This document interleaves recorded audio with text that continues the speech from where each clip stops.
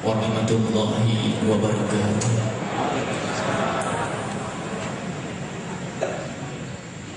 Alhamdulillahi rabbil alamin. Nahmaduhu wa nasta'inuhu wa nastaghfiruh. Wa na'udzu billahi min shururi anfusina wa min sayyiati a'malina. Man yahdihillahu fala mudilla lahu wa man yudlil fala hadiya lahu. وأشهد أن لا إله إلا الله وحده لا شريك له وأشهد أن سيدنا محمدا عبده ورسوله اللهم صل وسلم على الرسول الكريم المبعوث رحمة للعالمين حبيبنا وشافعنا ومولانا سيدنا محمد وعلى آله وأصحابه أجمعين.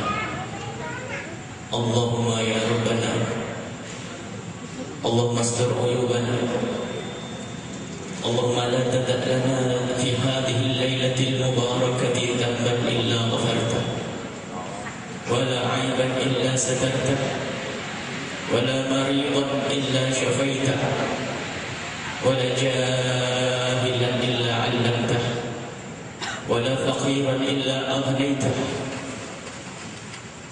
ولا حاجة من حوائج الدنيا إلا قضيتها يا أرحم الراحمين. اللهم يا ربنا احشرنا في زمرة حبيبك سيدنا محمد. يا ربنا احشرنا في زمرة حبيبك سيدنا محمد. يا ربنا احشرنا في زمرة حبيبك سيدنا محمد وتحت لواء حبيبك سيدنا محمد.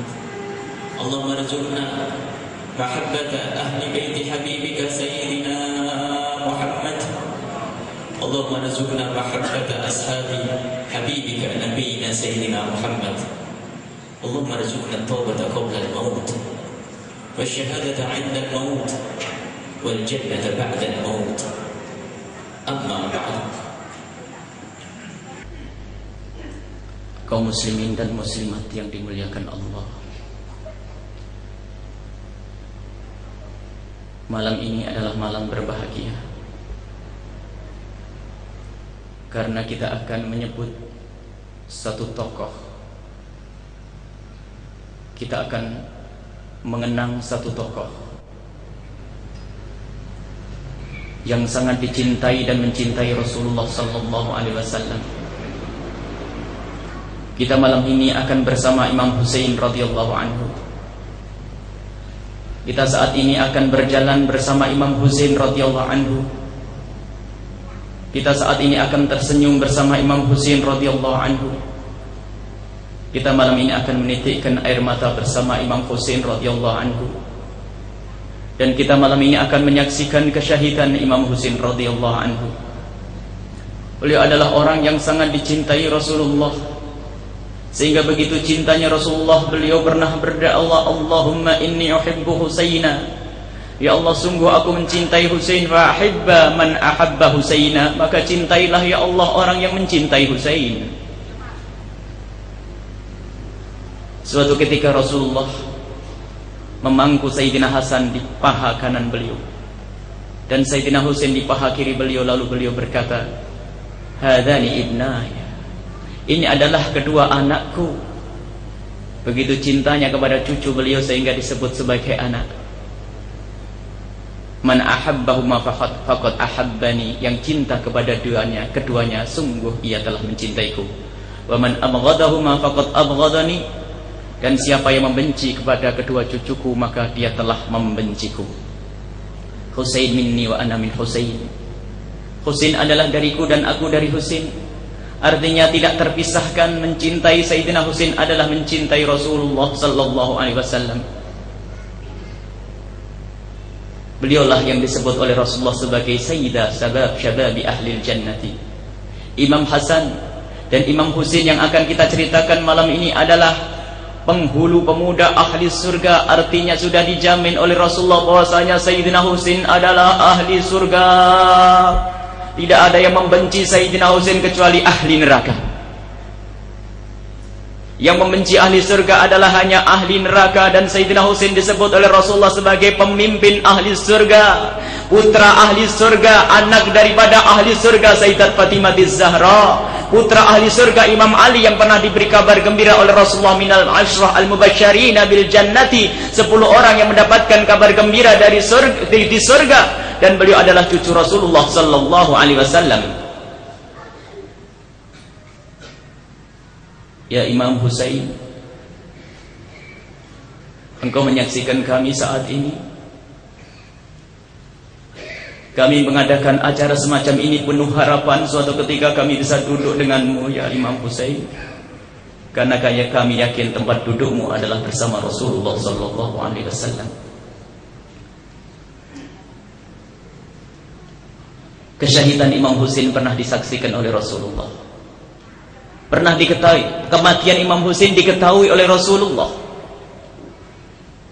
Imam Hakim dalam Mustadraknya, At-Tabrani dalam Al-Kabirnya, beliau menceritakan suatu ketika Rasulullah tidur di rumahnya Ummu Salamah. Di saat itu Rasulullah tertidur, bukan tidur. Tertidur lalu terbangun. Tertidur lalu terbangun. Tertidur lalu terbangun. Tiba-tiba Rasulullah menggenggam tanah merah. Lalu Rasulullah menciumi tanah tersebut. Kemudian Ummi Salamah bertanya, "Ma hadhihi ya Rasulullah?" Apa itu ya Rasulullah? Apa ini ya Rasulullah? Rasulullah menjawab dengan linangan air mata, "Inna hadza sayuqtalu bi ardi Iraq." Sambil memberikan isyarat kepada Sayyidina Husain, ini akan meninggal di bumi Irak. Wa hadhihi turbatuha, dan inilah debunya yang bercampur darah telah aku saksikan. Rasulullah mengetahui kematian Sayyidina Husain, kesyahidan Sayyidina Husain, dan kita pun harus tahu. Rasulullah diberi kabar oleh Jibril akan kesyahidan Imam Husain, dan kita harus tahu.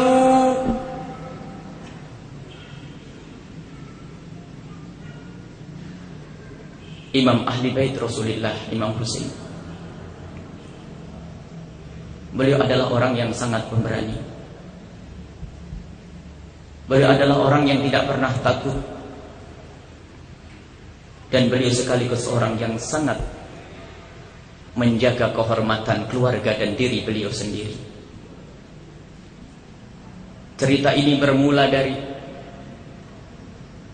perpindahan kekuasaan dari Muawiyah kepada Yazid, yang sebelumnya pernah terjadi dari Sayyidina Hasan kepada Muawiyah.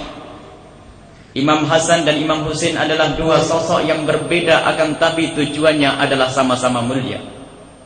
Kalau kita mengenal Imam Hasan radhiyallahu anhu, putra Sayyidina Husain, putra Sayyidina Ali, saudaranya Imam Husain, Imam Hasan adalah memberikan kepemimpinan kepada satu orang yang bernama Muawiyah. Saat itu tujuannya adalah menghindari pertumpahan darah.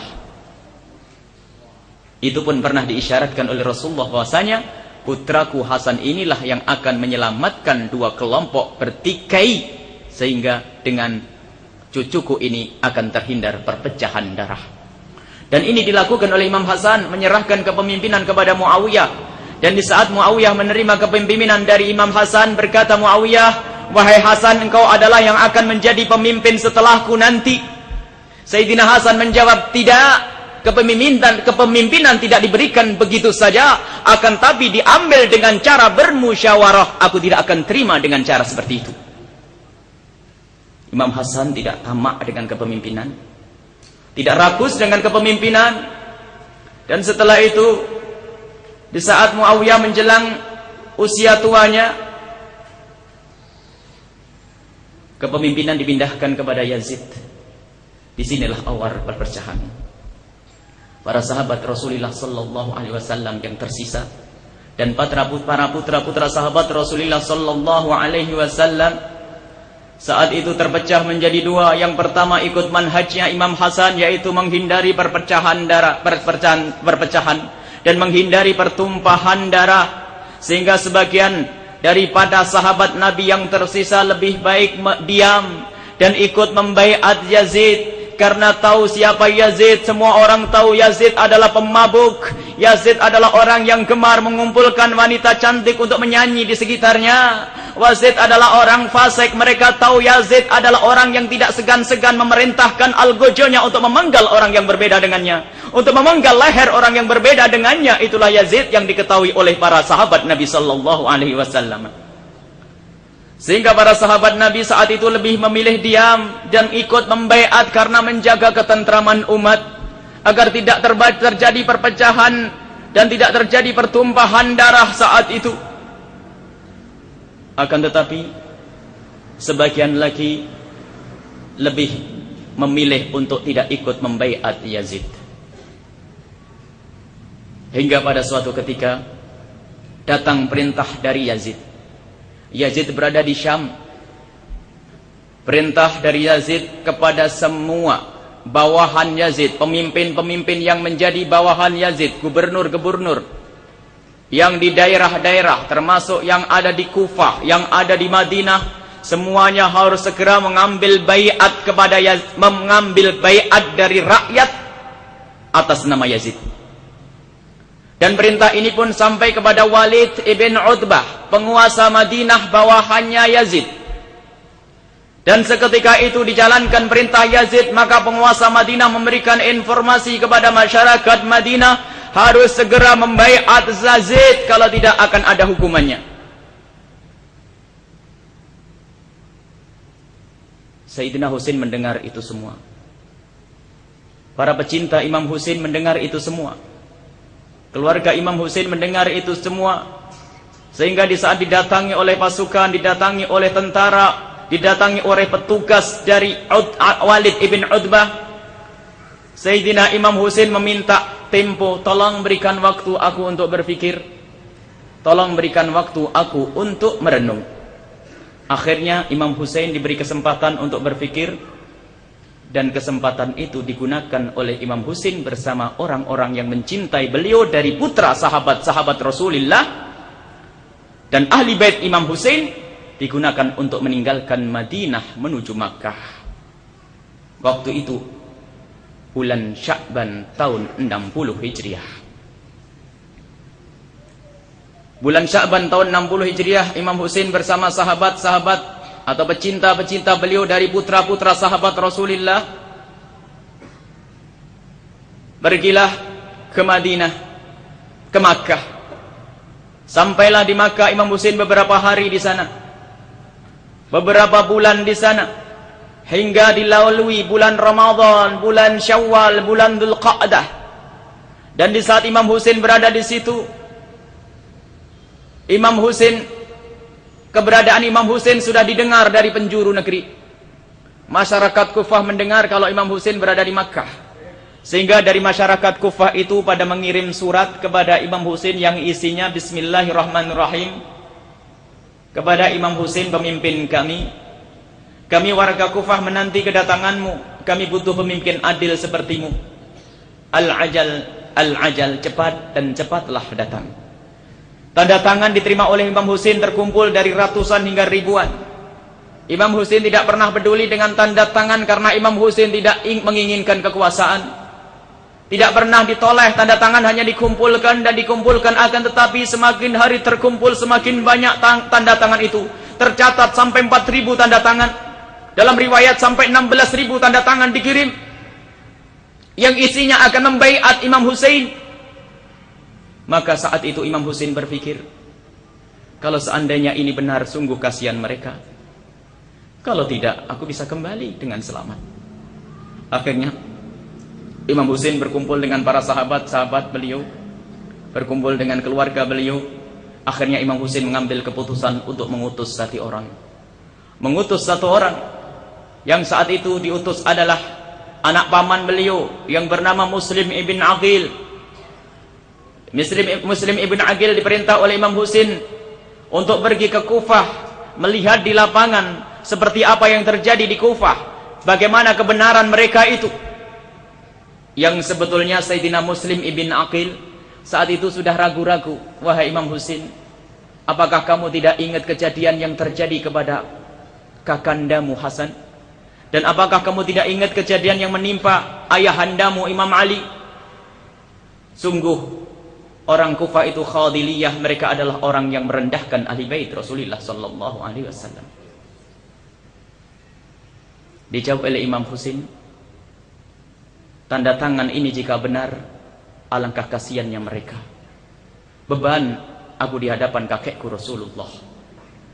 Jika mereka adalah Khadiliyah dan Qatiliyah, jika mereka adalah orang yang suka menghinakan kami atau yang akan membunuh kami, ketahuilah mereka akan membunuhku biarpun aku berada di Makkah. Dan sungguh aku tidak mau kalau ternyata aku harus mati di Makkah. Aku tidak ingin darahku tertumpah di Makkah. Sebab mereka itu kalau memang pembunuh-pembunuh akan membunuhku biarpun aku bergelantungan di satirnya Ka'bah. Akhirnya Sayyidina Muslim ibn Aqil menerima, baiklah wahai Imam Husain, kami akan pergi. Pergilah Sayyidina Muslim ibn Aqil. Di tengah jalan Sayyidina Muslim ibn Aqil kehilangan atau mendapatkan musibah, salah satu dari penunjuk jalannya mati. Maka Imam Muslim ibn Aqil kebingungan untuk bisa melanjutkan perjalanannya. Akhirnya mengirim surat kepada Imam Husain dengan harapan bisa dimaafkan untuk bisa kembali. Akan tetapi Imam Husain tetap mengatakan, lanjutkan wahai Muslim ibn Aqil, lanjutkan. Dan berangkatlah melanjutkan Imam Muslim ibn Aqil. Setelah tersesat akhirnya bisa sampailah Sayyidina Muslim ibn Aqil di Kufah. Dan di sana biarpun Sayyidina Muslim ibn Aqil datang dalam sembunyi-sembunyi, akan tetapi di sana mendapatkan sambutan yang luar biasa. Sayyidina Muslim bin Aqil tinggal di rumahnya satu orang yang bernama Mukhtar, tinggal di tempat itu, dan berdatangan orang kepada Sayyidina Husain lembar kertas yang lembar surat yang isinya baiat kepada Imam Husain. Sayyidina Muslim bin Aqil didatangi ribuan orang dan ribuan orang, hingga tercatat lebih dari 20.000, bahkan tertulis sampai 60.000 orang ingin membaiat Imam Husain. Seketika itu Imam Sayyidina Muslim ibn Aqil membuat surat, dikirimkan kepada Sayyidina Imam Husain radhiyallahu anhu, yang isinya, wahai Imam, ketahuilah sungguh masyarakat Kufah benar-benar telah menantimu, segeralah untuk datang. Dikirimlah surat oleh Sayyidina Muslim ibn Aqil. Surat berjalan dan Sayyidina Muslim bin Aqil berada di Kufah. Kebetulan hadir di satu masjid yang kebetulan saat itu penguasa yang bernama Ibnu Ziyad, termasuk penguasa yang belum lama di situ. Ibnu Ziyad menyampaikan khutbahnya, berceramah di situ, dan di dalam ceramah itu memberikan ancaman kepada siapapun yang melindungi Husain. Menurutnya, siapapun yang melindungi Husain, yang ada sangkut pautnya dengan Husain, akan mendapatkan ancaman berat dari negeri. Dikumandangkan di mimbar, bahkan termasuk Sayyidina Husain dan Sayyidina Ali adalah orang yang biasa dikutuk di mimbar saat itu. Sayyidina Muslim bin Aqil mendengar khutbah yang semacam itu merasa tidak nyaman, sehingga keluar dari masjid, pindah dari tempatnya Mukhtar, pergi ke tempatnya seorang laki-laki yang bernama Hani. Yang Hani ini adalah orang yang sangat dekat dengan Ibnu Ziyad, akan tapi hatinya juga bersama Imam Husain. Dekat, disegani oleh Ibnu Ziyad. Dan di rumah Hani kebetulan saat itu ada satu orang sakit yang bernama Syuraik. Syuraik ini adalah orang tua yang juga sangat disegani oleh Ibnu Ziyad. Sehingga di saat Syuraik sakit, Ibnu Ziyad berusaha untuk berkunjung ke tempatnya Syuraik. mengirimkan surat, wahai Syuraik. Isi surat itu, wahai Syuraik, aku akan berkunjung kepadamu siang ini. Dijawab oleh Syuraik, silahkan wahai Ibnu Ziyad, kami tunggu. Dan ditunggulah. Sebelum kedatangan Ibnu Ziyad, Syuraik membuat satu makar. Berkata kepada Sayyidina Muslim ibn Aqil, wahai Sayyidina Muslim ibn Aqil, ketahuilah, engkau sadar dan tahu bahwasanya Ibnu Ziyad tidak akan membiarkanmu dan membiarkan Husain dan Imam Husain dan keluarganya hidup. Mereka mau tidak mau akan membunuhmu, dan sekarang kesempatanmu jika engkau ingin membunuh Ibnu Ziyad, ia akan datang ke tempat ini dan ia tidak tahu kalau engkau ada di sini, maka ia akan datang sendirian, dan di saat itulah jika engkau mau bunuhlah orang yang terkutuk itu. Akhirnya Sayyidina Muslim hanya mengangguk saja. Dan diam-diam Syuraik sudah mempersiapkan 30 orang di sekitar rumah, barangkali terjadi pertarungan antara Muslim ibn Aqil dengan Ibnu Ziyad. Lalu Imam Muslim, Sayyidina Muslim perlu bantuan, maka Syuraik sudah mempersiapkan bantuan itu. Datanglah Ibnu Ziyad ke tempatnya Hani yang di situ ada Syuraik. Perbincangan terjadi antara Ibnu Ziyad dengan Syuraik. Obrolan dan obrolan terus. Dan Syuraik ini sudah tidak sabar. Kenapa Sayyidina Muslim bin Aqil tidak keluar-keluar? Sehingga Syuraik memanggil, wahai pembawa air, mana minumannya, tamunya sudah lama belum keluar-keluar nih.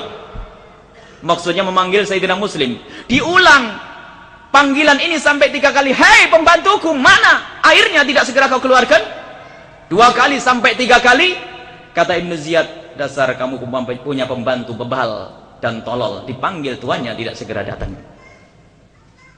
Akhirnya Ibnu Ziyad pun pulang. Kemudian Sayyidina Imam Muslim ibn Aqil keluar. Syuraik berkata, wahai Muslim, ini kesempatan emas dan kita tidak akan menemukan kesempatan lagi setelah hari ini. Kenapa engkau tidak segera keluar dan kau bunuh Ibnu Ziyad? Sambil tersenyum Sayyidina Muslim ibn Aqil berkata, aku tidak ingin menumpahkan darah di tempatnya Hani, karena Hani tidak menginginkan ada kejadian semacam ini. Yang pertama. Yang kedua, imankulah yang melarangku untuk membunuh tanpa dasar kebenaran. Tidak mungkin aku akan membunuh orang yang semacam ini dalam keadaan dia menjadi tamu. Lihat, lihat keluarga Rasulullah sallallahu alaihi wasallam dari ahli bait. Dalam keadaan dia terdesak seperti apapun, dia masih menjaga iman, dia masih menjaga akhlak, dia masih menjaga kemuliaan. Loloslah Ibnu Ziyad. Kemudian dari mulut ke mulut terdengarlah oleh Ibnu Ziyad bahwasanya Muslim ibn Aqil berada di Kufah. Dari mulut ke mulut terdengar bahwasanya Muslim ibn Aqil berada di Kufah, maka Ibnu Ziyad marah besar. Lalu menyeru kepada siapapun yang bisa menangkap Muslim ibn Aqil akan mendapatkan hadiah, dan siapapun yang melindungi akan dihukum. Maka orang pada ketakutan saat itu, hingga larilah Sayyidina Muslim ibn Aqil ke rumahnya satu orang yang saat itu ternyata sudah dikepung oleh pasukan-pasukan Ibnu Ziyad, sehingga Sayyidina Muslim bin Aqil pun harus melakukan perlawanan. Lebih dari 30 orang yang dikalahkan oleh Sayyidina Muslim bin Aqil, akan tapi karena beliau sendiri, maka Sayyidina Muslim ibn Aqil pun akhirnya tertangkap dengan penuh luka-luka di tubuhnya, dan dibawalah Sayyidina Muslim bin Aqil ke istana Ibnu Ziyad. Dan di saat itu suratnya Sayyidina Muslim ibn Aqil sudah sampai kepada Sayyidina Husain. Surat Muslim ibn Aqil yang isinya, wahai Husain, segera berangkatlah, nyampai kepada Sayyidina Husain. Sayyidina Husain mempersiapkan semua perabot, semua kebutuhan dipersiapkan, dan Sayyidina Husain membawa keluarga dan para Ansor pecintanya sebanyak 73 orang. Sayyidina Husain bersama keluarga dan para sahabat keluar, bertemu dengan Sayyidina Abdullah ibn Abbas. Bertemu dengan Sayyidina Abdullah ibn Abbas, yang saat itu Sayyidina Abdullah bin Abbas menegur, wahai Husain, wahai cucu Rasulullah, hendak kemana engkau? Sayyidina Husain menjawab, aku hendak ke Kufah. Untuk apa? Masyarakat Kufah menantiku. Diingatkan kembali oleh Sayyidina Abdullah ibn Abbas, apakah kau tidak ingat apa yang pernah dilakukan oleh masyarakat Irak kepada kakakmu Hasan? Dijawab oleh Sayyidina Imam Husain bahwasanya, yang aku pikirkan adalah jika mereka benar, sungguh alangkah kecewanya jika aku tidak datang. Adapun jika mereka berbohong, maka aku pun bisa langsung kembali dalam keadaan selamat dan keadaan baik-baik.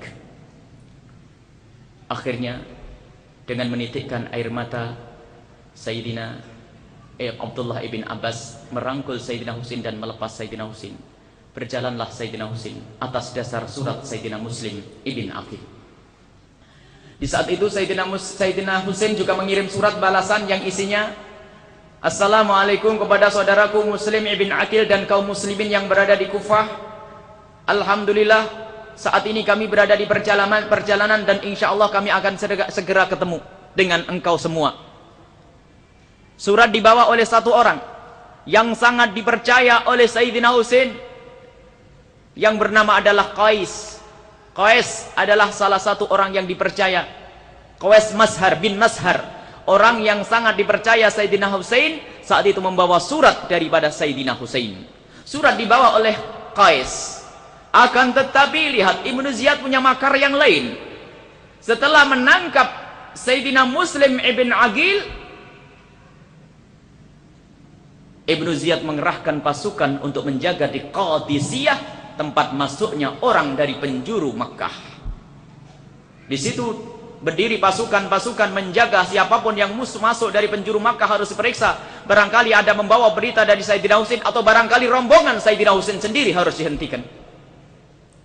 Sayyidina Muslim bin Aqil masuk istana, dan di saat Sayyidina Muslim bin Aqil berangkat ke istana diiringi oleh orang-orang yang mengaku pecinta Sayyidina Husain. Ribuan orang mengikuti di belakang Muslim ibn Aqil. Akan tapi di saat Sayyidina Muslim bin Aqil berada di dalam masuk istana Ibnu Ziyad, tidak ada yang bergerak dari mereka.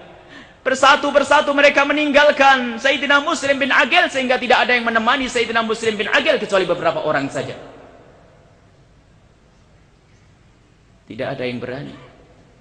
Pengecut semuanya hanya berani mengundang Imam Husain. Akan tetapi di saat utusan Imam Husain dalam keadaan terjepit, mereka tidak mau membelanya. Masuklah Sayyidina Muslim bin Aqil ke tempat istananya Ibnu Ziyad, dan di situ Sayyidina Muslim bin Aqil dibiarkan beberapa waktu, dan tiba-tiba ada datang orang, yang orang ini tidak lain adalah Qais ibn Mashar, yang ditangkap oleh pasukannya Ibnu Ziyad, ditangkap di Qadisiyah, dicurigai, lalu digeledah, diketemukan surat daripada Imam Husain. Maka bangga sekali orang yang bernama Al-Hur waktu itu mendapatkan surat ini. Ini aku akan mendapatkan hadiah daripada Ibnu Ziyad. Dibawalah utusan Imam Husain yang bernama Qais ke tempatnya Ibnu Ziyad dengan membawa surat ini. Surat diberikan kepada Ibnu Ziyad dan dibaca. Ibnu Ziyad mengatakan, jika ingin selamat wahai Qais ibn Mashar, naik ke atas menara itu dan ceramahlah, berikan penerangan kepada orang semua itu bahwasanya Al-Kadzdzab ibn Kadzdzab adalah orang-orang terkutuk, dan kutuklah Al-Kadzdzab ibn Kadzdzab. Siapa Al-Kadzdzab ibn Kadzdzab di sini? Ibnu Ziyad menyebut Sayyidina Husain ibn Ali adalah Al-Kadzdzab ibn Kadzdzab, pendusta, anaknya pendusta. Lihat jahatnya mulut Ibnu Ziyad. Kutuklah wahai Qais ibn Mashar, jika engkau ingin selamat, engkau kutuk Husain yang pendusta, anaknya Ali sang pendusta.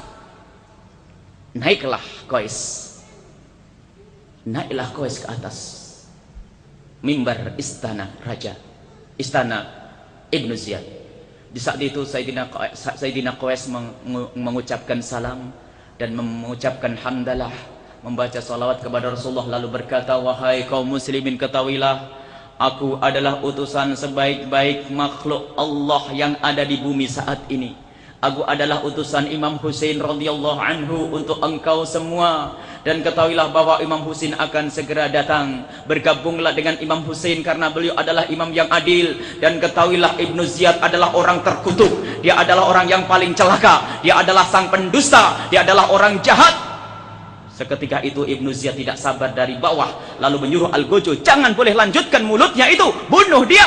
Seketika Al-Gojo naik memenggal lehernya Qais ibn Mashar, dan saat itu pun dilempar ke bawah biar manusia-manusia tahu bahasanya pedangnya Ibnu Ziyad adalah tajam. Jahatnya manusia itu. Kemudian setelah itu gilirannya Imam Muslim ibn Aqil. Didatangkan Muslim ibn Aqil ke dalam istana Ibnu Ziyad. Lalu Ibnu Ziyad menyuruhkan kepada para Al-Gojo untuk menghantarkan Muslim ibn Aqil naik ke atas menara. Muslim ibn Aqil, tidak ada tempat bagimu di sini. Kenapa engkau tidak mengucapkan salam kepadaku? Dijawab oleh Muslim ibn Aqil, akankah aku mengucapkan salam kepada orang yang akan membunuhku? Lihat, Ahli Bait tidak pernah takut, nggak ada sembunyi-sembunyi. Dalam keadaan terdesak masih berani. Akankah aku mengucapkan salam kepada orang yang akan membunuhku? Seketika itu Ibnu Ziyad marah, bawa ke atas, cincang dia di atas, dan lemparkan mayatnya ke bumi. Dan benar, dibawa Sayyidina Muslim ibn Aqil ke atas istana dan dibunuh di situ, lalu dilemparkan mayat Sayyidina Muslim ibn Aqil. Dan ketahuilah, inilah awal kesyahidan ahli bait Rasulullah sallallahu alaihi wasallam dalam kisah ini. Dan sebelum Sayyidina Muslim bin Aqil dibunuh oleh Al-Gojo, Sayyidina Muslim bin Aqil masih sempat berbisik kepada satu orang yang bernama Muhammad ibn As'ad.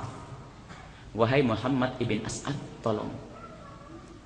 Ada di saat itu masih ada orang yang dipercaya, ya, biarpun itu di lingkupnya Ibnu Ziyad, akan tapi Sayyidina Muslim ibn Aqil masih menduga ada orang yang dipercaya, yang saat itu adalah Muhammad ibn As'ad, sambil berbisik, tolong sampaikan kepada Husin bahwasanya keadaanku seperti ini. Muhammad ibn As'ad keluar, segera membuat surat dikirimkan kepada Sayyidina Husin. Dan surat itu diterima oleh Sayyidina Husin kapan? Di saat Sayyidina Husin sudah mendekati Karbala, di satu tempat di Al-Qadisiyah. Baru Imam Husin menerima surat. Imam Husin memegang surat itu dengan mata yang berlinang. Saat itu tiba-tiba melihat beberapa orang di hadapannya, yang ternyata mereka itu adalah pasukan berkuda yang dipimpin oleh Al-Hur bersama Al-Husain. Mereka mendatangi Imam Husain, lalu Imam Husain menoleh kepada ahli bait beliau, menoleh kepada para pecinta beliau. Lihat, kau saksikan ada dusta di sini. Muslim bin Aqil telah dibunuh oleh mereka. Apa yang harus kita lakukan? Kemudian pasukan itu mendekat kepada Imam Husain. Imam Husain berkata, mundur semuanya. Mundur semuanya. Imam Husain maju dengan sendirian lalu berkata, siapa yang memimpin ini semua? Aku yang memimpin. Hur berkata, aku yang memimpin. Imam Husain berkata, engkau datang untukku, untuk membelaku atau untuk menghancurkanku? Engkau datang untuk membelaku atau untuk menangkapku? Hur menjawab, kami mendapatkan perintah dari Ibnu Ziyad untuk menghentikan engkau agar tidak sampai ke Kufah. Baik, baiklah kalau begitu. Imam Husain kemudian kembali kepada keluarganya. Lihat, ada tipu daya yang besar di sini. Khadhalatna syi'atuna, telah menipuku orang yang mengaku cinta kepadaku. Khadhalatna syi'atuna, telah menipuku orang-orang yang mengaku membelaku dan mencintaiku, kata Imam Husain. Kemudian setelah itu Imam Husain di malam harinya berkumpul. Waktu itu hari Jumat, tanggal 3 Muharram tahun 661. Imam Husain mengumpulkan para sahabat-sahabat beliau dan mengumpulkan ahli bait beliau. Diajak mereka memohon dan berdoa kepada Allah Subhanahu wa taala. Dan di saat berkumpul itu Imam Husain berkata kepada ahli bait beliau, wahai ahli baitku, wahai keluargaku, lihat, sambil Imam Husain membuka kelambu, membuka jendela perkemahan. Lihat, malam gelap gulita, dan ketahuilah musuh menantimu di Kufah. Dan ketahuilah aku tidak ingin engkau semua menjadi seperti Muslim bin Aqil, yang sesungguhnya mereka tidak menginginkan Muslim bin Aqil, dan juga mereka tidak menginginkan engkau semua wahai ahli baitku. Mereka menginginkan aku, maka aku beri kesempatan jika engkau ingin pulang, pulanglah, karena mereka tidak mencarimu. Para ahli bait Sayyidina Husain menjerit dengan suara lantang berkata, wahai Imam Husain, aku tidak akan pulang dalam keadaan selamat sementara engkau dalam bahaya. Tidak, wahai Imam Husain, aku tidak akan membiarkan ada pedang mendekatimu. Aku tidak akan membiarkan ada orang menyakitimu sementara masih ada darah mengalir di tubuhku, wahai Imam Husain. Sayyidina Husain saat itu terharu melihat wajah-wajah pemuda-pemuda yang sangat mencintai beliau. Terharu menitikkan air mata penuh kebahagiaan karena beliau melihat ahli surga di hadapannya. Kemudian Imam Husain beralih kepada pecinta-pecinta beliau, para putra-putra sahabat Rasulullah, dan Sayyidina Husain berkata, wahai ansarku, wahai pembelaku dan wahai pecintaku, ketahuilah engkau mendengar berita Muslim ibn Aqil, dan mereka sebetulnya tidak mencari Muslim bin Aqil, akan tapi mereka mencariku. Engkau telah mengetahui dustanya orang Kufah. Engkau telah mengetahui dustanya orang yang mengaku mencintaiku. Lihat, sambil Imam Husain membuka jendela perkemahan, malam gelap gulita, engkau bisa meninggalkan tempat ini satu persatu, dan engkau meninggalkan aku. Biar aku hadapi mereka. Aku tidak ingin melibatkan kamu semua karena mereka tidak butuh dengan kamu semua. Apa kata para Ansor, para pembela Rasulullah, pembela Sayyidina Husain ini tiba-tiba mengangkat suara, wahai Imam Husain, tidak, wahai Imam Husain, tidak, aku tidak akan pulang dalam keadaan selamat sementara engkau akan mengalami satu hal yang berat. Aku tidak akan membiarkan pedang mendekati lehermu, aku tidak akan membiarkan musuh mendekatmu selagi masih ada darah mengalir di tubuhku, wahai Imam Husain. Tambah ternyuh Imam Husain saat itu. Imam Husain tambah ternyuh menitikkan air mata semakin deras. Allahumma syahad, ya Allah saksikanlah, ini adalah pecinta-pecinta cucu kekasihmu Rasulullah sallallahu alaihi wasallam. Kemudian pasukan datang bertambah, mulai dari 1000 datang 4000 lagi, bahkan datang 6000 lagi. Ribuan pasukan didatangkan oleh Ibnu Ziyad setelah dipimpin oleh Hur, kemudian dipimpin oleh Husain, kemudian dipimpin oleh yang terakhir oleh Umar ibn Sa'ad ibn Abi Waqqas. Umar bin Sa'ad bin Abi Waqqas adalah memimpin pasukan terbesar yang saat itu punya tugas untuk segera menghabisi Imam Husain. Dan di saat pasukan-pasukan itu datang, maka Imam Husain penasaran untuk yang kesekian kalinya. Tidak puas dengan jawaban yang pertama, lalu datang lagi dan ingin bertemu dengan Umar ibn Sa'ad bin Abi Waqqas, pemimpin mereka. Lalu Imam Husain bertanya, wahai Umar bin Sa'ad bin Abi Waqqas, apa yang kau kehendaki dariku? Maka Umar bin Sa'ad bin Abi Waqqas menjawab, aku mendapatkan tugas dari Ibnu Ziyad agar membawamu ke Kufah menghadap Ibnu Ziyad. Kata Imam Husain, oh tidak, aku datang bukan untuk Ibnu Ziyad. Tidak, aku mendapatkan tugas harus membawamu. Mau tidak mau kamu harus kami bawa ke Ibnu Ziyad. Imam Husain mengatakan, tidak wahai Umar ibn Sa'ad bin Abi Waqqas. Lihat. Kemudian setelah itu seperti biasa Imam Husain melakukan sholat. Uniknya, di saat Imam Husain sholat, para pasukan Umar bin Sa'ad bin Abi Waqqas juga ikut sholat di belakangnya Imam Husain, karena mereka masih mempercaya sebetulnya kemuliaan adalah di tangan Imam Husain. Akan tetapi namanya hubbud dunya dan hubbul jah, cinta dunia dan cinta pangkat, menjadikan sesaat mereka lupa kepada kebenaran yang sesungguhnya. Akhirnya Imam Husain mencoba untuk mendekat kepada Umar dan berkata, wahai Umar bin Sa'ad bin Abi Waqqas, kelihatannya keadaan tidak memungkinkan untuk aku berangkat ke Kufah. Sekarang aku minta salah satu dari 3 pilihan jika engkau mau. Pilihan apa wahai Husain? Pilihan itu adalah, biarkan aku kembali ke Makkah, 1. Yang kedua, biarkan aku melanjutkan perjalanan ke Syam saja ketemu Yazid, 2. Yang ketiga, biarkan aku kembali kemana saja, pergi kemana saja, yang penting aku tidak berbenturan dengan pasukan. Dijawab oleh Umar, wahai Husain, akan aku laporkan kepada atasanku. Kemudian Umar bin Sa'ad bin Abi Waqqas memberikan kabar kepada Ibnu Ziyad, Ubaidillah Ibnu Ziyad. Ibnu Ziyad namanya Ubaidillah Ibn Ziyad. Sampai berita ini kepada Ubaidillah Ibn Ziyad. Apa kata Ubaidillah bin Ziyad? Aku tidak memerintahkan kepada Umar untuk memperpanjang urusan.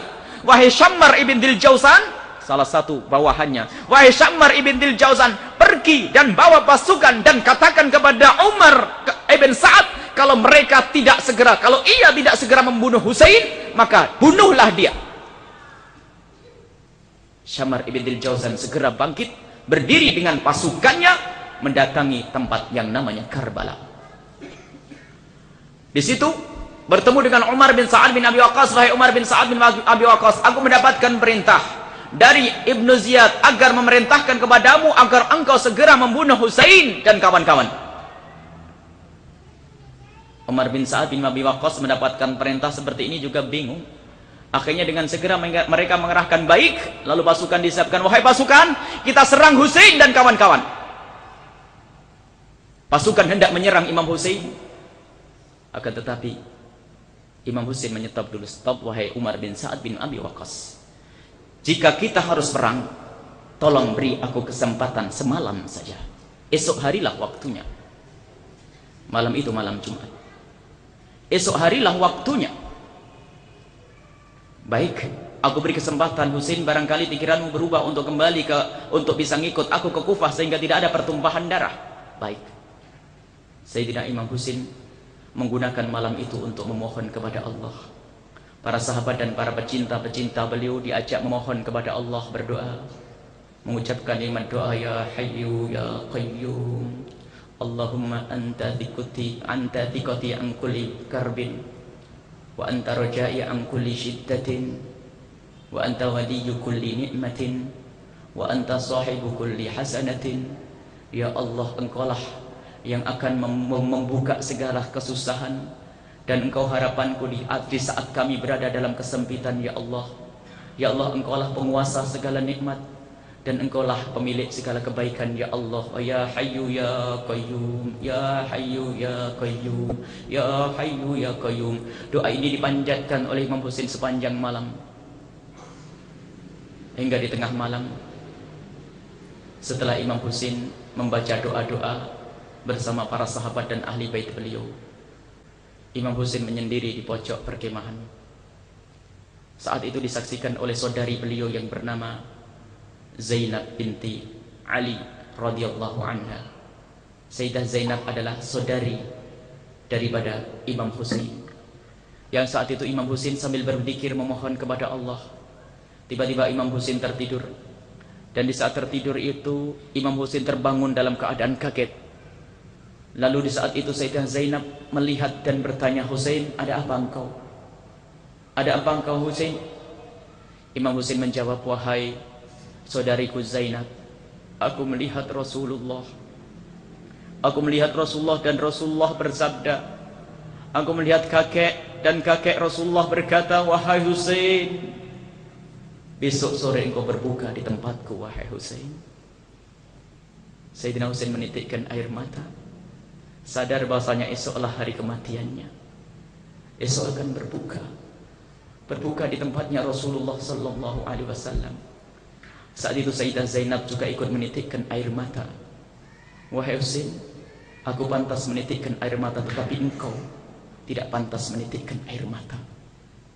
Imam Husain menjawab, aku menitikkan air mata bukan takut kematian, wahai kakakku, tetapi aku melihat itu pasukan-pasukan yang di hadapanku itu, setelah kematianku mereka menjadi ahli neraka. Aku lebih senang jika mereka tidak membunuhku lalu mereka masuk surga.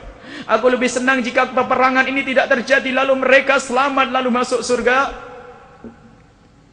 Lihat akhlaknya Imam Husain, cucu Rasulullah Ar-Rauf Rahim.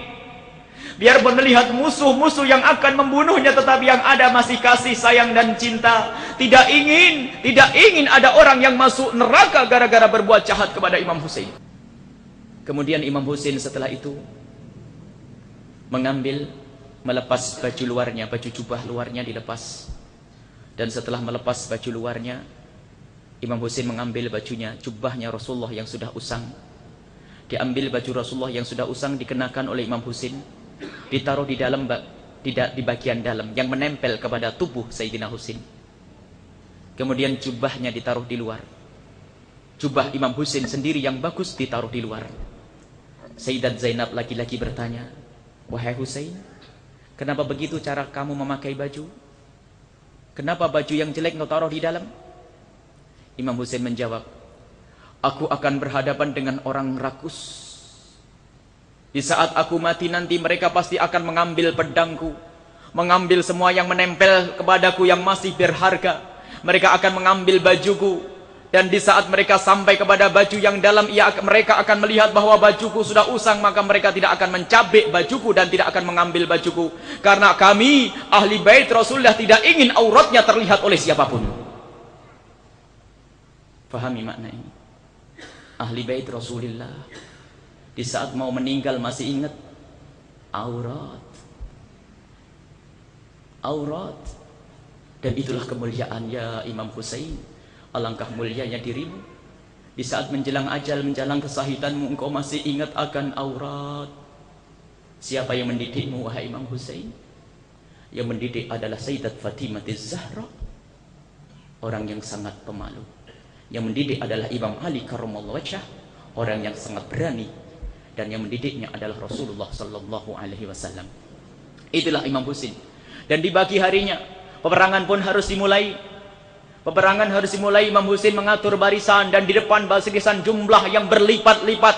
Kalau Imam Husain hanya dengan 73 orang tapi akan berhadapan dengan ribuan manusia yang Imam Husain mengatur barisan, dan barisan diatur dengan rapi oleh Imam Husain. Imam Husain diikuti oleh putra-putra beliau dan saudara-saudara beliau. Saudara beliau ada yang bernama Abbas. Sayyidina saudara Imam Husain Abbas ibn Ali. Beliaulah yang akan membawa bendera Imam Husain. Kemudian ada tangan kanan Imam Husain yang bernama Ali Akbar. Kemudian juga yang bersama Imam Husain adalah Abu Bakar ibn Ali, Abu Bakar ibn Husain, putra Imam Husain yang bernama Abu Bakar, dan juga didampingi oleh Umar ibn Husain, orang yang bernama Umar, Sayyidina Umar ibn Husain ibn Ali, dan juga di situ ada Hamzah atau Al-Qasim ibn Hasan, dan masih banyak ahli bait Rasulullah yang menemani Imam Husain. Imam Husain mengatur barisan. Seperti biasanya, ahli bait Rasulullah tidak mau menjadikan orang lain menjadi bemper keselamatan dirinya sendiri.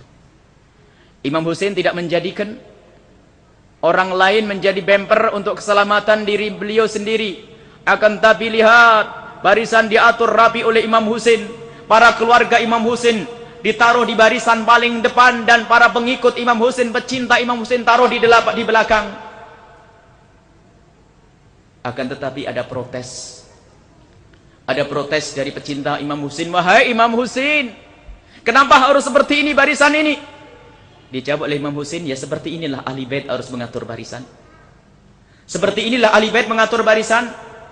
Karena ini adalah masalah pembelaan kepada ahli bait, maka ahli bait yang paling depan dan bukan engkau." Tiba-tiba para pecinta Imam Husain berkata dengan suara lantang, "Wahai Imam Husain, tolong. Di dalam peperangan yang lain boleh seperti ini, tapi aku mohon, kami mohon, di dalam peperangan ini jangan ahli baitmu yang ada di depan, biar kami yang ada di depan." Imam Husain terasa terkagetkan dengan suara lantang ini. Kenapa seperti itu? Wahai Imam Husain, mereka adalah orang-orang pembenci ahli bait.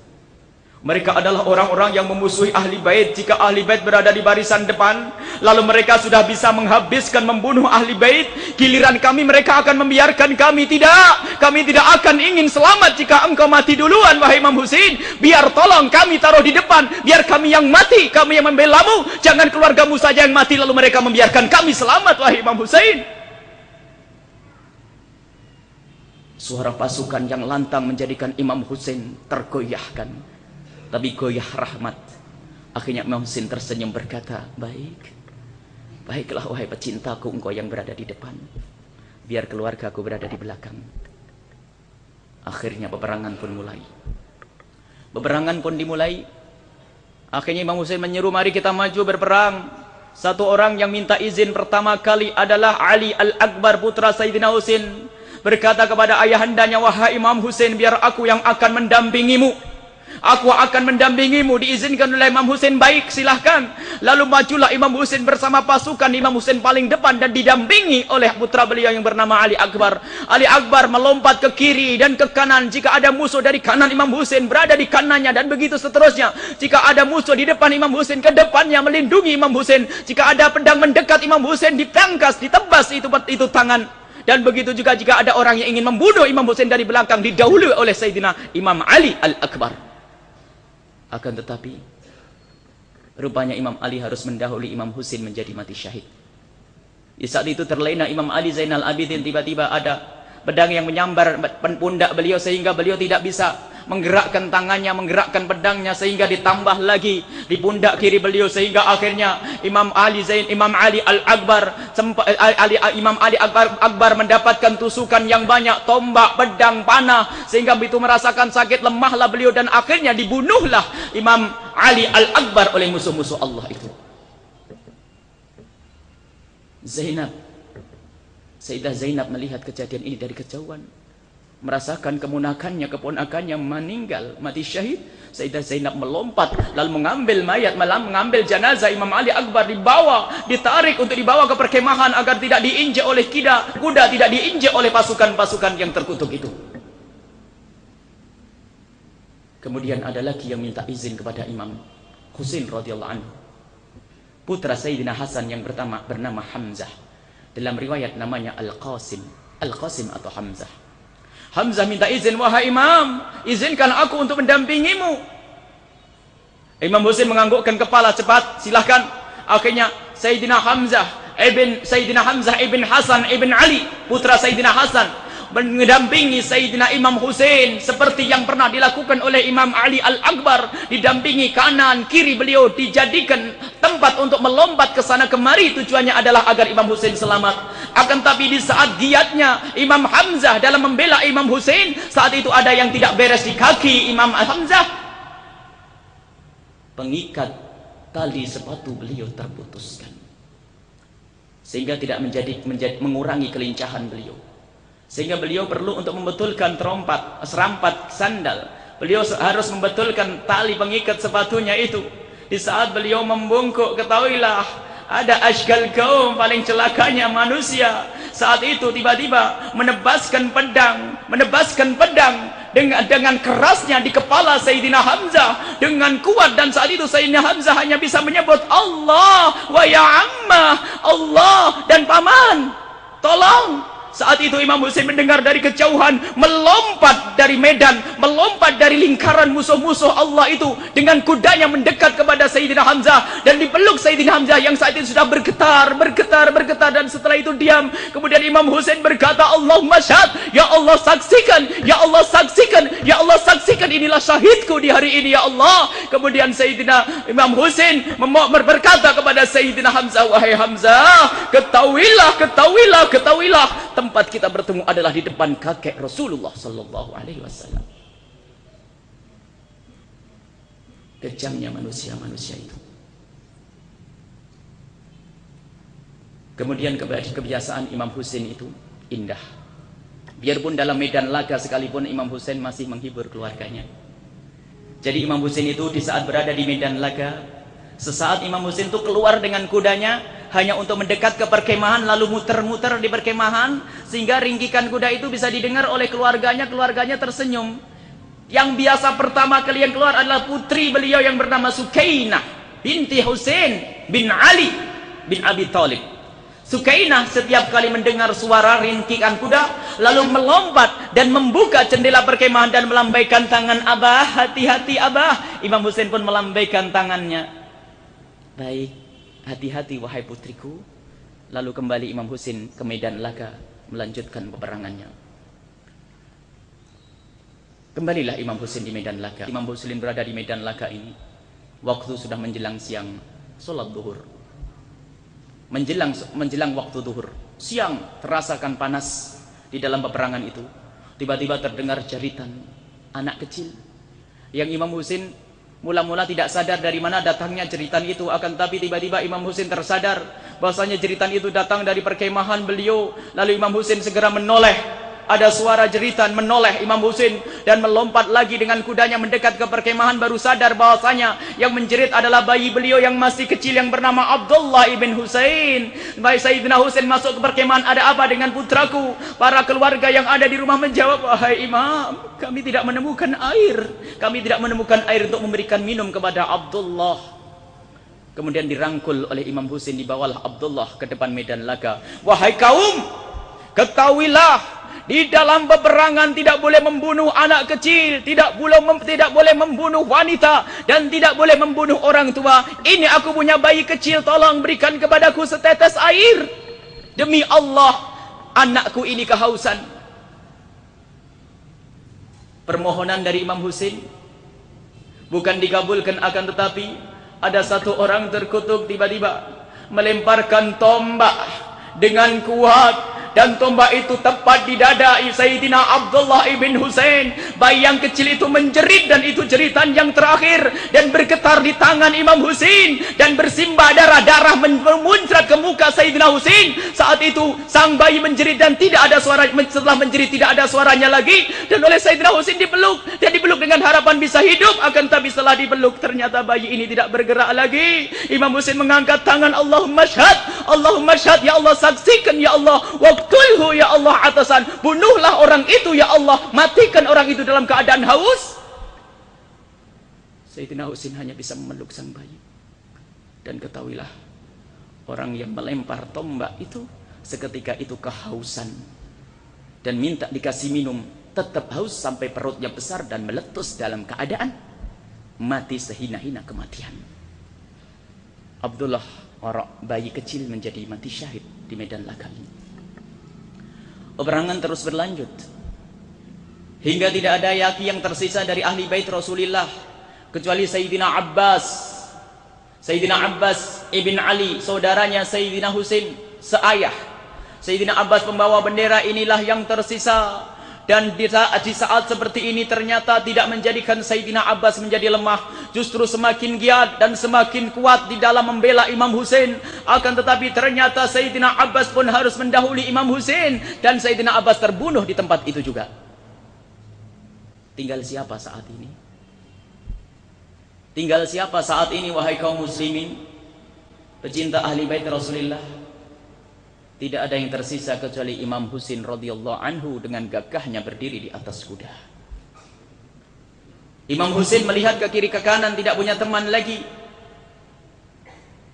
Imam Husain berdiri di atas kudanya dengan gagahnya, pedangnya di tangan kanannya, melompat dengan kudanya ke kiri ke kanan, dan sungguh ditakuti oleh musuh-musuh Allah itu.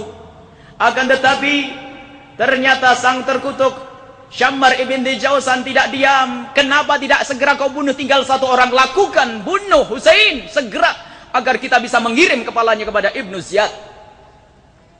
Pasukan yang mendapatkan perintah dari Syammar ibn Dijausan segera mendekat. Akan tapi biarpun mendekat, mereka tahu itu adalah cucu Rasulullah. Sisi lain mereka memang sudah tidak punya pendirian, tapi sisi lain mereka pun tidak berani membunuh, tidak berani melukai. Akan tapi yang dipukul hanyalah kuda. Imam Husain melihat kenapa yang dipukul harus kuda, kuda tidak bersalah. Kenapa yang dipukul harus kuda? Maka Imam Husain melompat dan dipukullah kuda. Wahai kuda, tinggalkan aku tidak ingin engkau dizalimi karena mereka tidak mencarimu. Melompatlah sang kuda dan berdirilah Imam Husain, berdiri di atas kakinya dengan gagahnya. Lagi-lagi musuh-musuh Allah ini masih belum berani membunuh Imam Husain. Mereka semua berharap bahwasanya jika yang membunuh adalah kawannya dan bukan dirinya sendiri.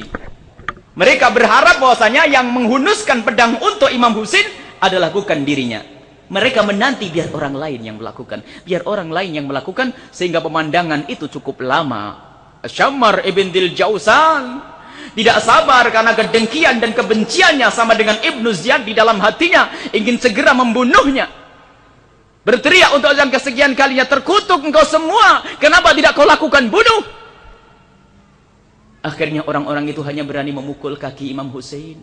Dipukul kakinya dan dipukul kakinya sehingga kaki Imam Husain yang sudah penuh dengan luka itu tidak bisa digunakan untuk berjalan. Maka Imam Husain pun harus berjalan dengan lututnya.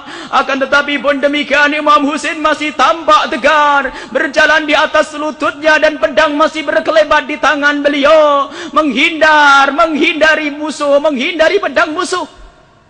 Akan tapi musuh-musuh Allah pun masih tetap berusaha. Setelah kaki Imam Husain sudah tidak bisa berjalan, yang Imam Husain hanya bisa berjalan dengan lututnya, maka berpindah mereka melukai tangan kanan Imam Husain. Tangan kanan Imam Husain terlukai, maka Imam Husain pun sudah tidak bisa memegang pedang. Berpindahlah pedang ke tangan kiri Imam Husain, dan di saat tangan kiri Imam Husain pun dilukai dengan tombak oleh musuh-musuh Allah, maka pedang pun terjatuh dan Imam Husain hanya bisa mengelak ke kiri dan ke kanan, ke belakang dan ke depan, karena tangan Imam Husain sudah tidak berfungsi lagi. Pun demikian Imam Husain belum dibunuh oleh mereka. Akan tapi si terkutuk Syammar ibn Jausan tetap mengatakan cepat bunuh dan cepat bunuh. Rupanya tidak ada yang segera membunuh. Lalu Syammar ibn Jausan memaksa kepada orang pegang kepalanya dan pegang badannya. Akhirnya ada orang yang memegang kepala Sayyidina Husain dan ada orang yang memegang tubuh Imam Husain. Tiba-tiba Syammar ibn Jausan mengangkat pedangnya tinggi-tinggi, dan di saat itu dengan penuh kebanggaan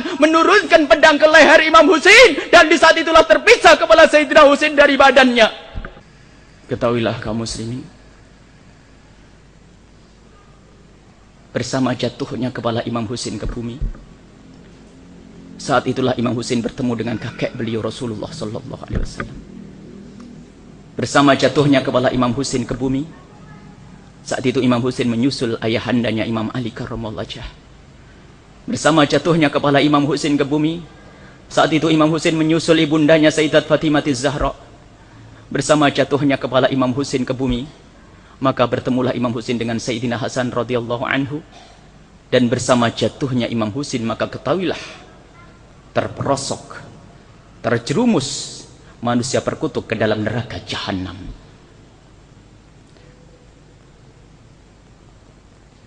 Imam Husain mati dalam keadaan mati syahid. Kita masih ada beberapa orang di perkemahan. Kita ingat Sayyidah Zainab ada di situ.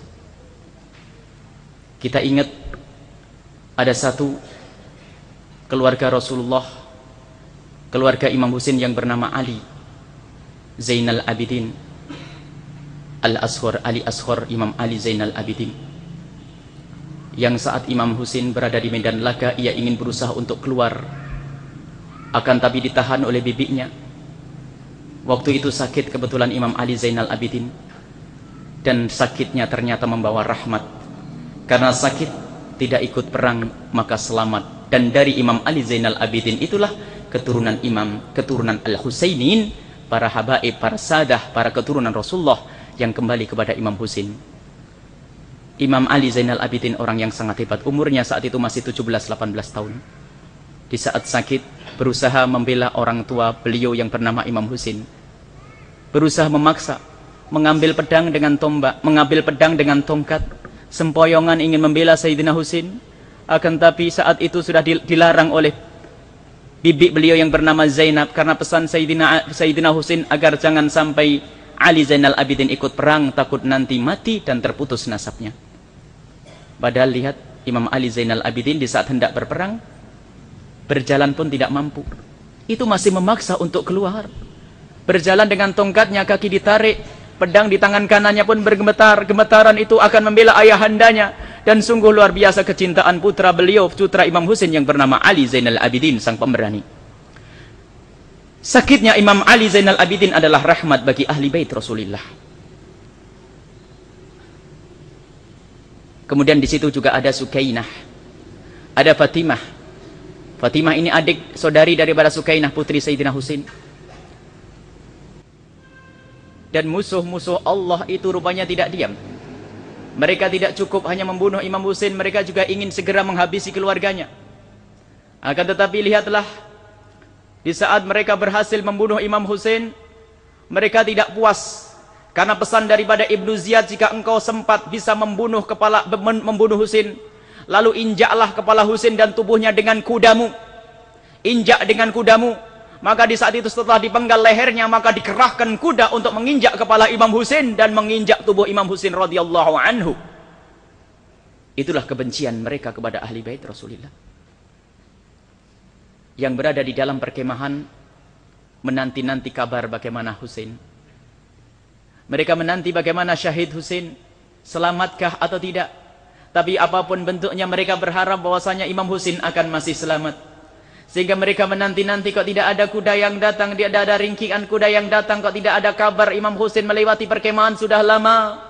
Tiba-tiba di saat mereka berpikir seperti itu, terdengarlah ringkian kuda dan alangkah senangnya mereka yang berada di dalam perkemahan. Bergegas yang bernama Sukainah melompat dengan kegembiraan kebanggaan karena di saat ada ringkian kuda pasti ayahandanya datang, melompat lalu membuka perkemahan. Dan saat itu Sayyidah Sukainah menyambut ayahandanya dan berkata, "Ayah." Dan di saat menyebut kalimat ayah, ternyata Sayyidah Sukainah amat kaget dan gemeteran dirinya karena di atas kuda sudah tidak ada pengendaranya. Sayyidah Sukainah terbawa untuk mendekat ke kuda. Dilihat, diperhatikan di kuda tidak ada ayahandanya. Mulai terasa bahwasanya Sayyidina Husain tidak ada. Mulai menangis Sayyidah Sukainah, lalu menengah lagi ke medan laga, ditoleh ke kiri, ke kanan, ke depan, ke belakang, tidak ditemukan Sayyidina Husain berdiri. Di mana ayah? Di mana ayah? Di mana ayah? Akhirnya setelah Sayyidah Sukainah tidak menemukan Sayyidina Husain berdiri, mencoba memandang, mengalihkan pandangannya ke bumi. Dan di saat pertama kali mata Sayyidah Sukainah ke bumi, ternyata yang dilihat adalah kepala Sayyidina Husain di bawah. Tidak bisa membawa diri Sayyidah Sukainah. Sayyidah Sukainah menjerit, "Wa ya Husaina, wa ya abata, wa ya Husaina, wa ya Husaina,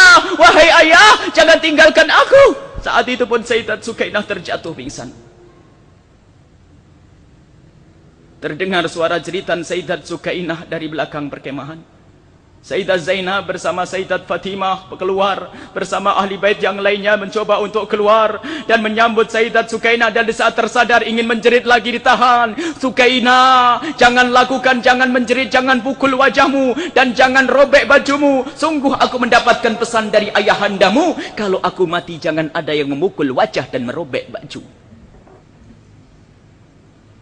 Akhirnya Sayyidat Sukainah dibawa oleh Sayyidah Zainab ke perkemahan.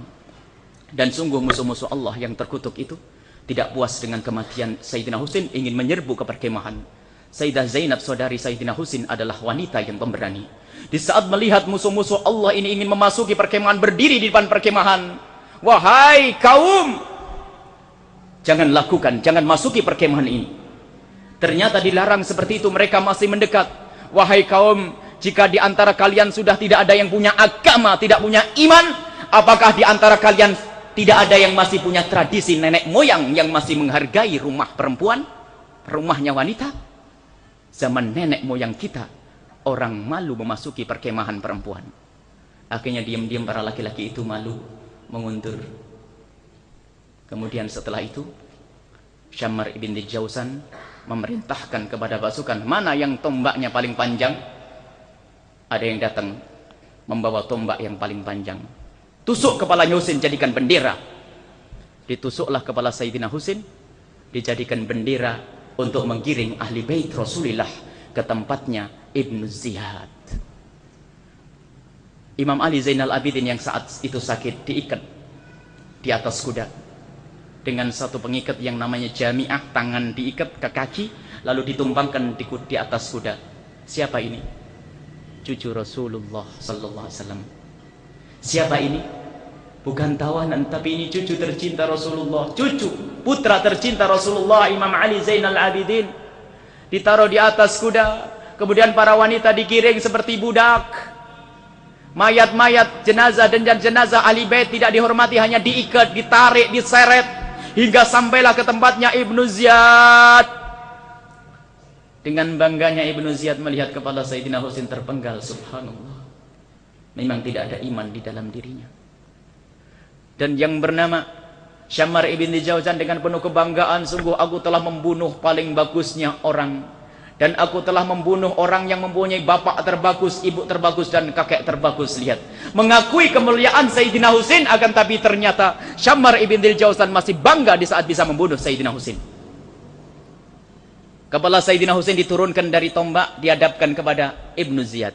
dijatuhkan di depan Ibnu Ziyad. Subhanallah. Dengan kesombongannya Ibnu Ziyad mengambil tongkatnya, dibolak-balik. Saat itu masih ada sahabat, sisa-sisa sahabat Nabi yang ada di tempat itu. Lihat, jika ada sahabat Nabi yang hidup saat itu adalah hidup dalam keadaan tertekan, bukan karena membela kemungkaran, akan tapi karena mereka hidup adalah menghindari perpecahan dan pertumpahan darah. Saat itu ada Anas bin Malik melihat apa yang dilakukan oleh Ibnu Ziyad, menangis, menitikkan air mata. Kemudian saat itu ternyata Ibnu Ziyad berlebihan sampai tongkat itu ditusuk-tusukkan ke hidung Sayyidina Husain, dan sungguh jahat manusia ini. Sehingga ada salah satu sahabat Nabi yang bernama Zaid ibn Arqam menjerit dan berkata, Ibnu Ziyad, hentikan wahai kaum muslimin, sungguh engkau akan terhina di saat engkau membunuh cucu Rasulullah, dan engkau kuasakan atas dirimu sendiri Ibnu Murjanah, Ubaidillah ibn Ziyad. Sungguh terkutuk engkau semuanya. Wahai Ibnu Ziyad, ketahuilah, aku sungguh pernah melihat wajah ini dipeluk oleh Rasulullah. Sungguh aku pernah melihat kepala ini di pundak Rasulullah. Sungguh aku melihat orang ini pernah dipangku oleh Rasulullah. Kemudian Rasulullah memohon kepada Allah, Allahumma inni istauda'tuka iyyahuma wa salihal mu'minin. Ya Allah, aku menitipkan kedua cucuku Hasan dan Husain kepadamu, ya Allah, dan kaum muslimin. Wahai Ibnu Ziyad, bagaimana engkau dengan titipan Rasulullah? Ibnu Ziyad rupanya dengan ucapan seperti ini merasa marah. Dan di saat marah ingin membunuh Zaid bin Arqam, akan tapi Allah melindungi Zaid bin Arqam, lalu hanya disuruh untuk memenjarakan saja. Dasar tua bangka, kalau bukan karena tua bangkamu niscaya engkau sudah aku bunuh wahai Zaid ibn Arqam. Lihat, ini kejadian yang terjadi di Kufah. Setelah itu mayat Imam Husain, jenazah Imam Husain bersama para ahli bait harus dibawa ke Syam, dikirim kepada Yazid dan digiring dengan penuh kebanggaan, perayaan. Subhanallah, cucu Rasul meninggal, mereka merayakan. Lihat, mana orang yang memberi tanda tangan itu? Mana orang 16.000 orang yang bertanda tangan untuk membaiat Imam Husain? Tidak ada. Mereka adalah orang yang hanya pintar mengaku cinta kepada ahli bait. Mereka bukanlah orang yang cinta kepada ahli bait yang sesungguhnya. Justru mereka lah yang menjadikan sebab Sayyidina Husain terbunuh. Dibawalah Imam Husain ke tempatnya Yazid. Dan di saat itu surat dari Ibnu Ziyad, sungguh surat yang dengan penuh kebanggaan. Wahai Yazid, aku telah bisa membunuh orang yang sangat berbahaya atas kekuasaanmu.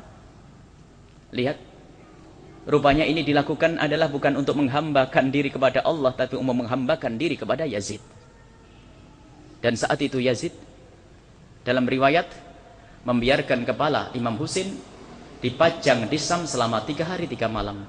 Sebagian lagi mengatakan mayat jenazah Imam Husain segera dirawat lalu dikirim. Ada sebagian dikirim dikembalikan ke Karbala, ada sebagian lagi ada dikembalikan di Asqalan, dan banyak riwayat akan kepala Imam Husain radhiyallahu anhu. Kejadian unik di tempatnya Yazid. Saat itu ada Sayyidat Fatimah Al-Hurrah, putri Imam Husain yang bernama Fatimah. Ada saudagar yang bersama Yazid waktu itu. Tiba-tiba berkata, Yazid, ada orang cantik ini, buatku saja ini, Masya Allah. Cucu Rasulullah.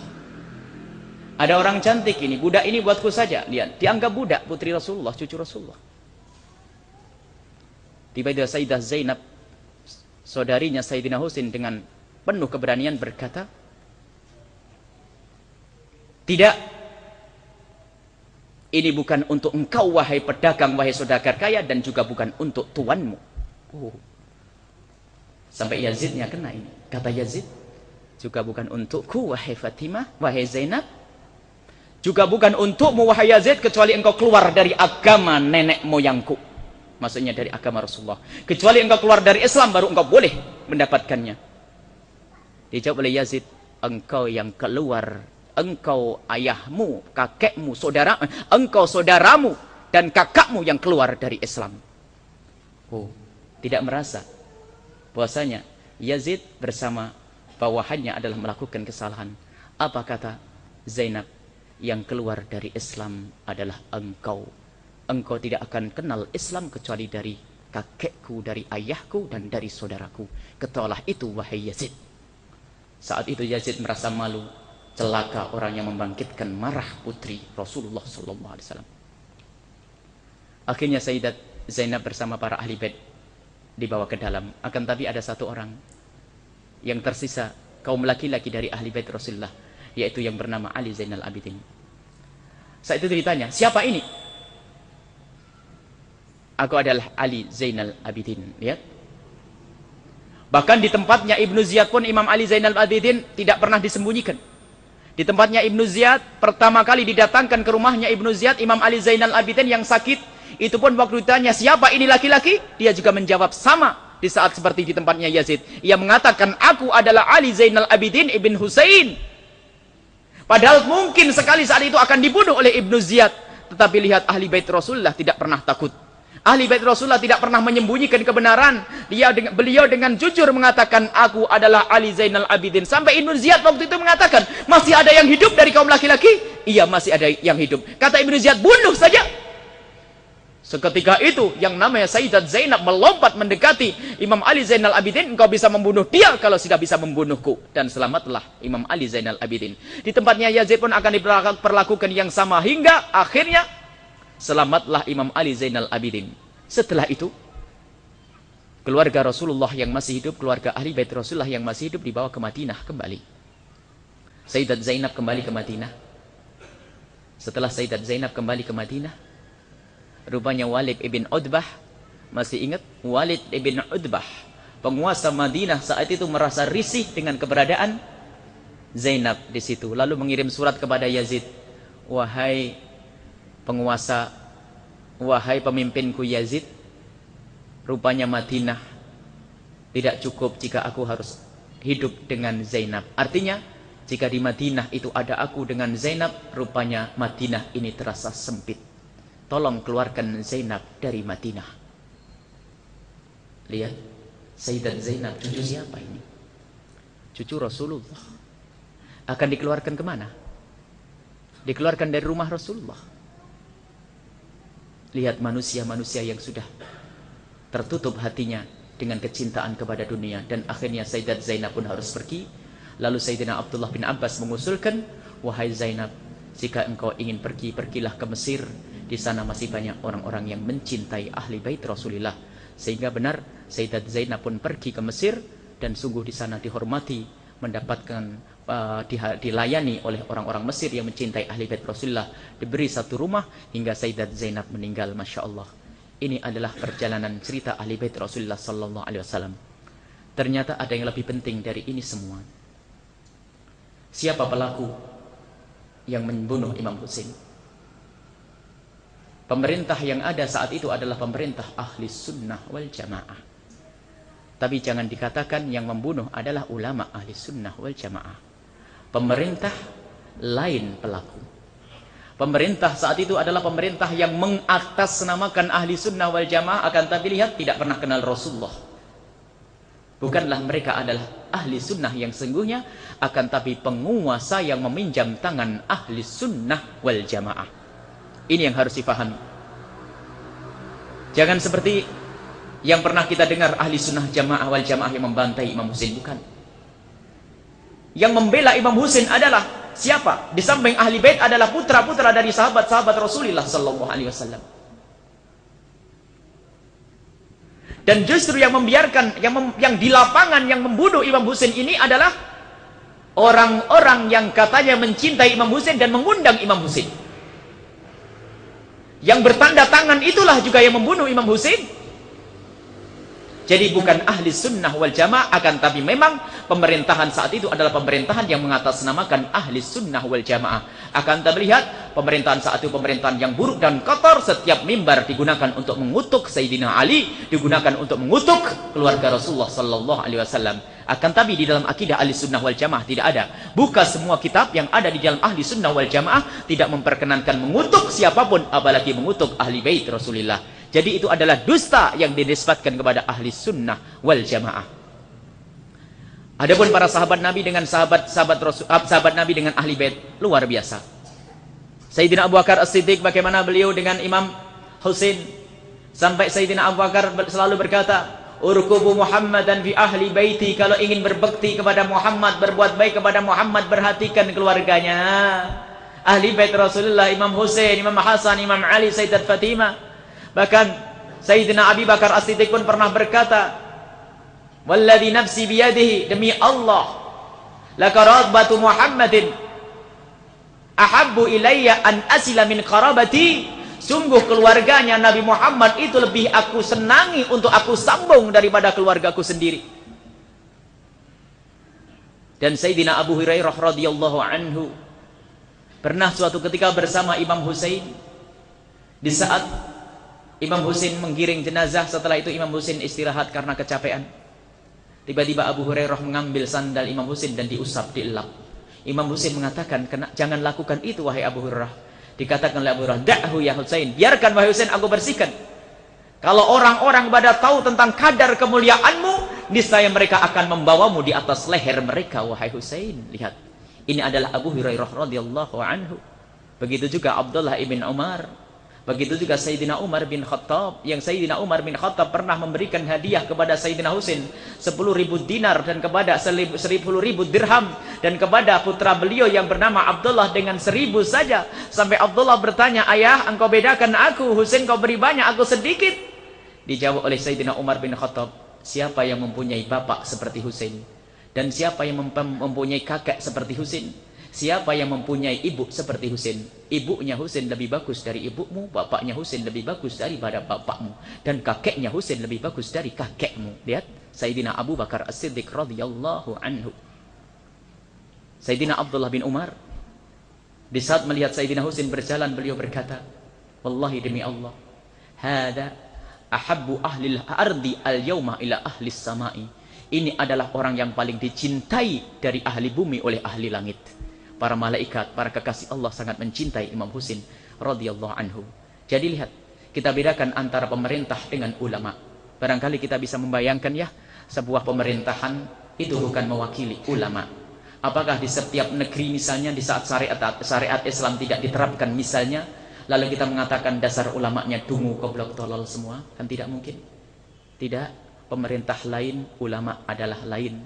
Maka menyikapi kasus Padang Karbala ini adalah harus kita kembalikan kepada keinsafan sejarah. Jangan sampai di sini jangan sampai ada sejarah yang dimanipulasi sehingga tujuannya adalah untuk menjadikan ahli sunnah wal jamaah adalah kambing hitam daripada pembunuhan Imam Husain. Yang membunuh Imam Husain adalah bukan ahli sunnah wal jamaah, memang di bawah pemerintahan yang mengatasnamakan ahli sunnah wal jamaah.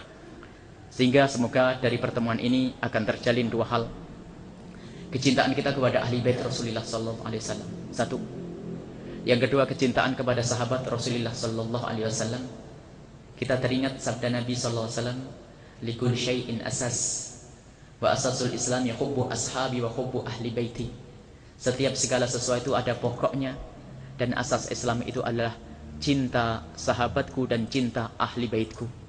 Ini yang harus kita fahami.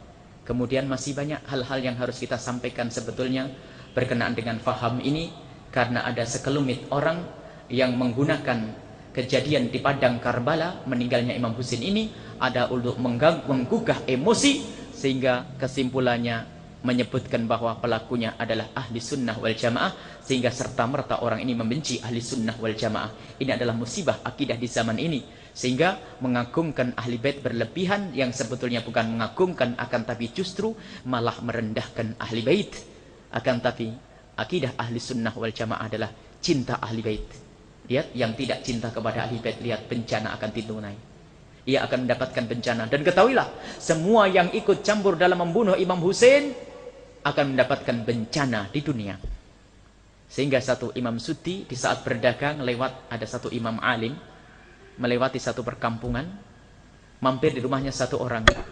Kemudian Imam Suti ini berkata, subhanallah, orang yang pernah ikut campur dalam pembunuhan Husain semua mati dalam keadaan sejelek-jelek kematian. Kata orang ini apa? Ma'agdabakum, alangkah dustanya engkau, wahai tamuku. Aku adalah yang ikut membunuh Husain, akan tapi sampai hari ini aku baik-baik saja. Saat itu sore hari menjelang, sehingga tuan rumah ini harus menyalakan lampu.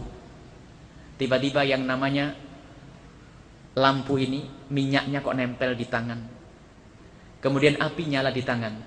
Mencoba untuk ditiup, akan tapi ternyata api pindah ke mulut, sehingga dirinya itu kebakar saat itu, sehingga dia nyebur ke air, mati dalam keadaan hangus, jelek, sebusuk-busuk kematian. Lihat. Hati-hati dengan membenci ahli bait Rasulullah, dan hati-hati membenci sahabat Rasulullah sallallahu alaihi wasallam. Tidak ada iman orang yang membenci ahli bait Rasulullah.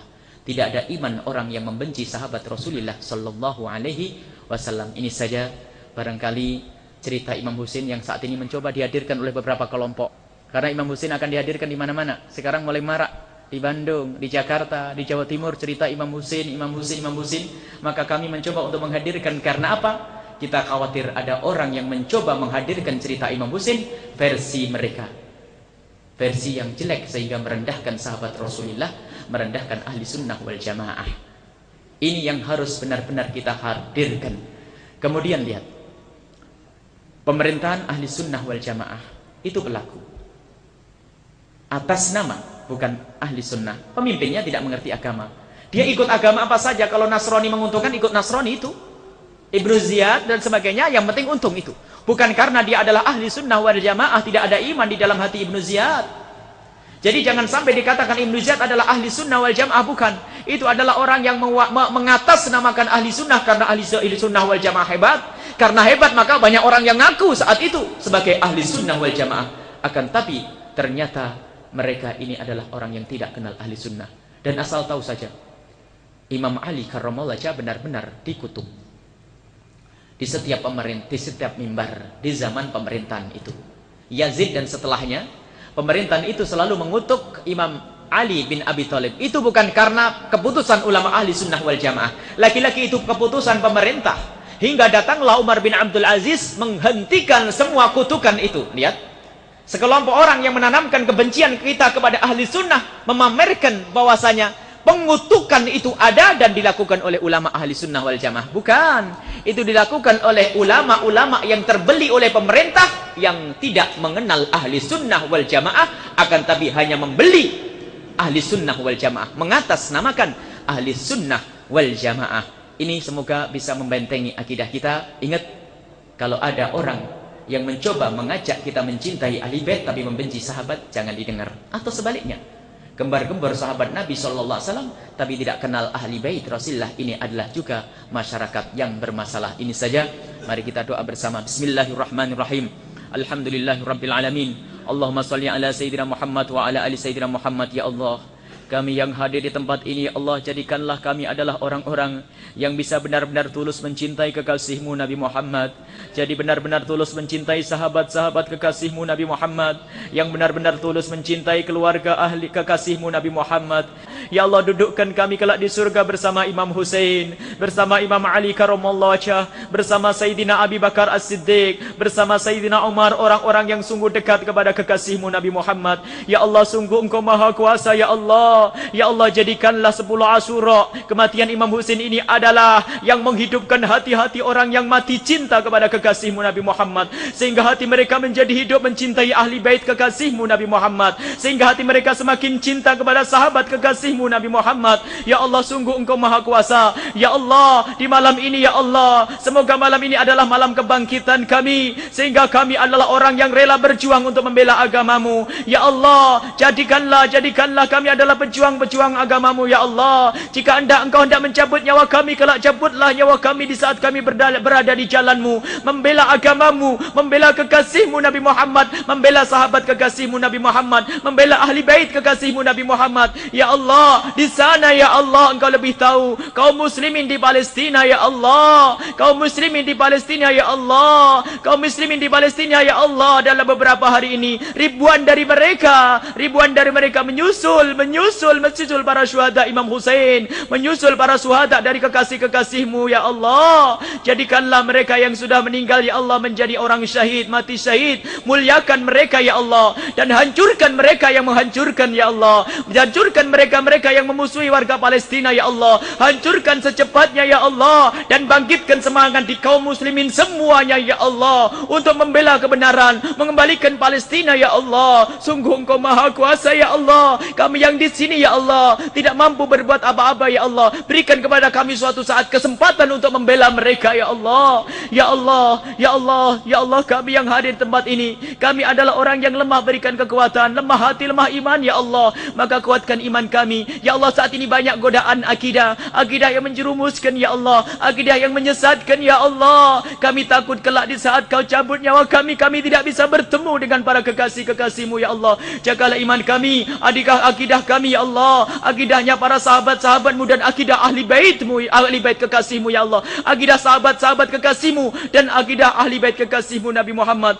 ya Allah. Ampuni dosa kami ya Allah atas keteledoran kami dalam mencintai sahabat kekasih-Mu Nabi Muhammad. Ampuni keteledoran kami dalam mencintai ahli bait kekasih-Mu Nabi Muhammad ya Allah. Ampuni kami semua ya Allah dosa kami, jangan sisakan sedikit pun dari dosa-dosa ini ya Allah. Kami takut ya Allah kelak di saat menghadap-Mu sementara kami masih punya dosa ya Allah. Ampuni, jangan sisakan sedikit pun ya Allah. Ya Allah, seperti Engkau telah mengumpulkan kami di tempat ini, maka kumpulkan kelak kami di surga bersama Sayyidu Syababi Ahlil Jannati Imam Husain. Jadikanlah kami bisa berkumpul dengan Imam Husain. Jadikanlah kami bisa berkumpul dengan Imam Husain. Jadikanlah kami bisa berkumpul dengan Imam Husain dan kakek beliau kekasih-Mu Nabi Muhammad. Ya Allah, seperti Engkau telah mempertemukan kami saat ini ya Allah, pertemukan hati kami. Jangan ada perpecahan di antara kami, jangan ada permusuhan di antara kami ya Allah. Wujudkan keindahan di rumah kami, di rumah tangga kami, harmonis di rumah tangga kami sebagai muqaddimah keindahan kelak di surga bersama kekasih-Mu Nabi Muhammad, bersama Imam Husain dan para syuhada wassalihin. Ya Allah, wujudkan keindahan di antara kami, di masyarakat kami, sehingga tidak ada saling dengki, saling bermusuhan ya Allah. Kami rindu itu semua dan hanya kepadamu lah kami mengadu ya Allah. Allahumma arhamna wa la tu'adzibna, wansurna wa la takhzulna, wa'afina wa la tumridna, وأكرمنا ولا تهنا. اللهم أصلحنا وأصلح من في صلاحه صلاح الإسلام والمسلمين. اللهم لا تهلكنا وأهلك كفرة المشركين. اللهم وأهلك من في هلاكه صلاح الإسلام والمسلمين. اللهم أهلك الكفرة والمشركين واليهود يا الله. اللهم أهلك من في هلاكه صلاح الإسلام والمسلمين. اللهم أصلحنا وأصلح من في صلاح الإسلام والمسلمين. اللهم ألف بين قلوبنا واهدنا سبل السلام ونجنا من الظلمات إلى النور وجنبنا الفاحش ما ظهر منها وما بطن. اللهم بارك لنا في أسمائنا وقلوبنا وأزواجنا وذريتنا وأسواقنا وبيوتنا ومساجدنا وسيارتنا وكل ما أتيتنا يا أرحم الراحمين ويا أرحم الراحمين. اللهم اغفر لنا جميعا ولوالدينا. اللهم ارزقنا محبة حبيبك سيدنا محمد. اللهم ارزقنا محبة أهل بيت حبيبك سيدنا محمد. اللهم ارزقنا محبة أصحاب رسولك حبيبك سيدنا محمد.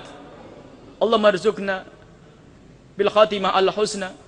اللهم همتنا بالشهادة يا رب، وارزقنا الجنة بعد الموت والشهادة عند الموت.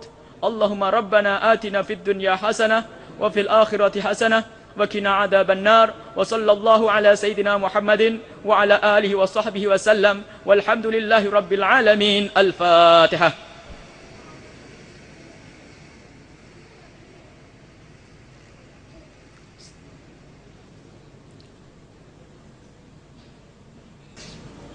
Wabillahi taufiq wal hidayah. Wassalamualaikum warahmatullahi wabarakatuh.